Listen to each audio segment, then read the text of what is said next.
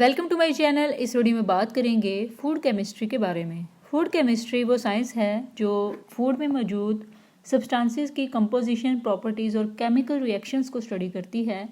इसमें फूड में इस्तेमाल होने वाले सब्सटेंसेस के बिहेवियर और उनकी तैयारी में इस्तेमाल होने वाले केमिकल्स और उनके इम्पेक्ट को समझना, ये सब शामिल होता है।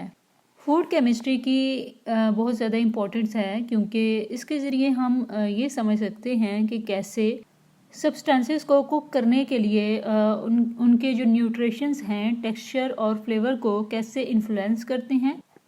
ये साइंस फूड इंडस्ट्री, न्यूट्रिशन और कुलिनरी आर्ट में भी इस्तेमाल होती है और इसकी मदद से हम ये जान सकते हैं कि कैसे खाना पकाने से सब्सटेंसेस की प्रॉपर्टीज़ में तब्दीली आती है, जैसे कि प्रोटीन के डिन्यूट्रेशन, कार्बोहाइड्रेट्स की क्रेमलाइजेशन और फैट्स की ऑक्सीडेशन का इम्पैक्ट। इससे शेफ़ को बेहतर समझ आता है कि कैसे वो अपनी रेसिपीज़ को ऑप्टिमाइज़ कर सकते हैं।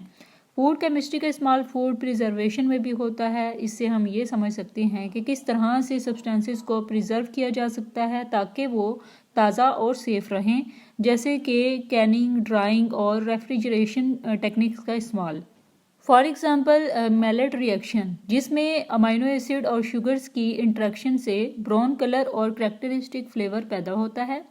इस रिएक्शन का इस्तेमाल बेकरी आइटम, कॉफ़ी और ग्रिल्ड फूड में भी होता है। इसके अलावा फूड एडिटिव की स्टडी भी फूड केमिस्ट्री में शामिल है। ये केमिकल्स फूड में इस्तेमाल होते हैं ताकि उसकी टेक्सचर, कलर और शेल्फ लाइफ में बेहतरी आए और इनमें प्रिजर्वेटिव्स, कलरिंग्स और फ्लेवर इन्हांसर्स शामिल होते हैं।